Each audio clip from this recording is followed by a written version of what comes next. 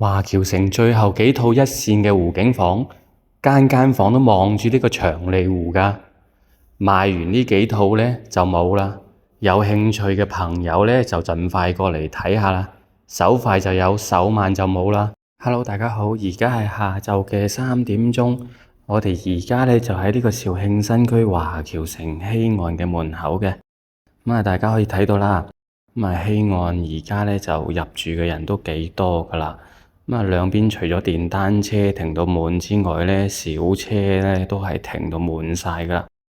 西岸相對嚟講呢，係華僑城入住率係比較高嘅一個區域啦。我哋而家可以睇到呢，除咗車之外呢，呢度嘅商鋪呢都係陸陸續續係開緊㗎啦。呢個小區門口啦，咁就有士多啦。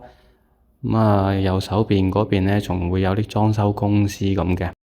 我哋而家呢，就去呢個華僑城西岸，今日去睇一睇佢嘅D3棟嘅湖景房啦。我哋可以睇到咧，華僑城西岸呢，咁個門口咧就比較靚啦，同埋有呢個無障礙嘅通道嘅。老人家出入咧就會比較方便啦。今日過嚟拍呢個華僑城西岸呢，主要咧就係有個粉絲朋友話，佢想買一套可以望到長利湖，亦都可以過年睇到煙花嘅單位，但係咧佢又唔想話要咁高喎。咁現時咧，華僑城西岸嘅尾貨咧有間8樓係比較啱佢嘅，可以望到長利湖嘅景觀比較靚之餘咧，樓層又唔係咁高。咁除咗我哋今日要拍嘅呢個8樓單位之外咧，我哋今日都會安排咗拍一套高層，同時可以睇到呢個長利湖，亦都可以望到艷陽湖嘅單位嘅。現時華僑城咧可以望到景觀嘅樓咧，就係剩返呢個西岸嘅 D3呢一棟係有貨嘅，其他賣剩嘅咧都係啲低層嘅2、3樓，所以咧就係剩返嗰幾套啦。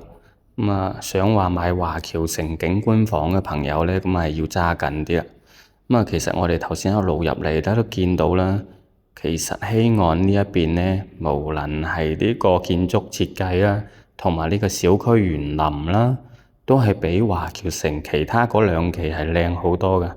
所以咧，西岸嘅入住率咧係比較高嘅。同時嚟講咧，西岸嘅二手放賣咧係好少嘅，多數都係自住。好啦，咁我哋而家咧就上到嚟8樓呢一度啦。我哋先嚟睇睇呢個樓梯嘅公共空間。樓梯公共空間呢一個飄窗呢個位咧，大家都可以睇到啦，佢已經可以望到呢個長利湖噶啦。呢個單位咧就係169平方嘅5房3衛。同樣咧入戶玄關啦，呢個位都係可以望到呢個長利河嘅。我哋先望一望個廳咧，就呢個因為係橫廳設計咧，呢個廳咧係顯得比較大嘅，同時陽台都會比較闊落好多嘅。同時咧，因為呢個單位咧就比較矮啊，8樓，咁所以咧佢嘅露台咧就只可以望到呢個小區嘅內園，即係望花園啦。因為前面嘅兩管一供咧要11樓以上先可以透過呢個兩管一供望到前面嘅艷陽湖嘅。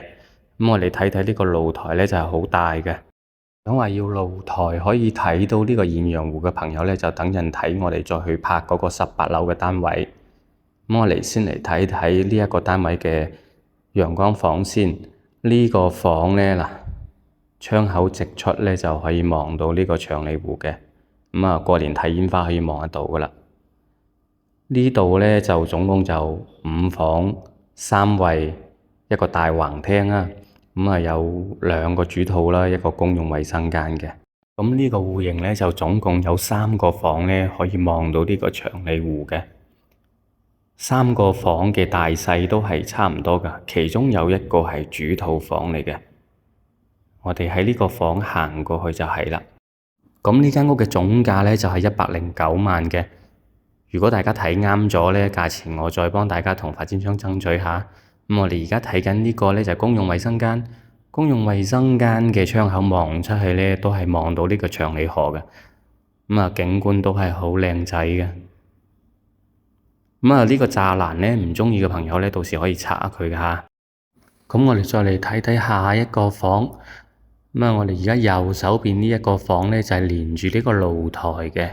如果係高層嘅單位咧，就可以望到艷陽湖嘅。如果話嫌房多咧，就可以將呢個房拆咗，打通埋個廳嘅，咁個廳就會大好多。我哋依家嚟睇睇呢個主套房。呢個主套房咧就係有衛生間嘅，獨立衛生間。同樣都係啦，衛生間望出去個景觀都係好靚仔嘅。靚唔靚仔啊？可以噶啦，一線冇遮擋。我哋再望返呢一個房間啦。呢個房間咧大概就係9個方左右。呢個落地窗咧望住呢個長利湖，同樣都係好靚嘅。過年真係喺呢個位睇煙花咧，唔使落去逼人咧，都係一件好舒服嘅事嚟㗎。因為呢度過年睇煙花真係好多人嘅。呢個8樓嘅單位啦，美中不足咧就係呢個主人房咧，佢就係望來園嘅，即係望花園嘅，望唔到呢個西江啦，同埋艷陽湖啦。但係嚟講咧，一分錢一分貨啦，因為上面嗰啲咧要去到120幾萬同130幾萬嘅。呢個單位109萬，樓層唔算高，但係望住呢個長利河都係好舒服啦。然後咧，低層單位咧就會有比呢個單位平嘅，會有平幾萬蚊嘅，有一間6樓啦，一間7樓啦。但係嚟講咧，我認為差過2、3萬蚊，8樓會比較好啲啦。我哋再嚟睇睇，呢個廳就係好大嘅。我哋廚房未拍，我哋再去拍一拍個廚房添。華僑城嘅廚房咧，大戶型咧，多數咧都係有露台嘅。我哋現時睇到呢個廚房咧，大家如果覺得都係唔夠大嘅情況下咧，我哋可以咧將呢個廚房外面嘅生活陽台啦，打通咗佢，然後封返外邊嚟做返呢個廚房嘅。咁呢個廚房咧就會大好多啦。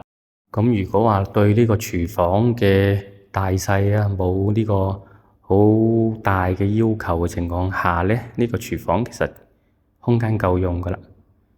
我哋再嚟睇睇啊，呢間屋就係咁啦。我哋再去上面再睇睇18樓嗰套。好啦，咁我哋而家上到18樓呢一度咧，大家可以睇到啦。呢層咧就2梯4戶嘅，已經係有3戶入住咗噶啦。同樣我哋過嚟先睇睇呢一個公共空間嘅露台位呢一個景觀先。呢度咧就唔使講啦，高層嘅景觀肯定係靚啲噶啦。戶型就一樣嘅。我哋同樣都走一走啦，因為佢嘅景觀係會有少少差別嘅，因為高啲嘛，佢望到會更遠啲啦。但係呢一層嘅價錢會更貴啦。呢一層嘅價錢係136萬，169平方嘅單位。呢一層咧係現時在售嘅嗰幾套高層嘅景觀單位裏面係最貴嘅。下面咧仲有一套14樓啦，同埋15樓咧都係120幾萬嘅啫。我哋先睇返呢個房嘅景觀先啦。大家可以睇到啦，高層咧就係靚少少咁多啦個景觀，因為都係望得遠啲啊嘛。我哋都係先望咗啲房嘅景觀先啦，先對比一下佢大家睇長利湖呢一邊嘅景觀啦，有咩唔同先啦。然後我哋等陣再去睇佢個露台，可以望到艷陽湖嘅景觀嗰邊啦。大家都可以睇到啦，今日天氣都係比較好啦，所以大家睇得比較遠。呢個景觀咧望落去咧都係好靚嘅。高層嚟講咧，佢嘅光線啊、通風啊都會好啲嘅，即係唔係話8樓嗰間唔好，高啲啊梗係好啲噶啦。但係位高嘅朋友咧，咁啊揀8樓嗰間咧就 OK 噶啦。畢竟呢一套單位咧，同呢個8樓嘅單位咧係有20幾萬嘅差價嘅。咁啊，差20幾萬有冇必要咧？就大家自己去考慮啦。因為佢嘅戶型係完全一樣嘅。咁啊，大家望個景觀咧，望返長利湖呢一邊咧，佢就係高層少少，望遠啲啦。咁啊，然後咧就主人房咧同主人房旁邊嗰個房間咧，露台咧就可以望到呢個艷陽湖啦。區別就係喺呢度啦。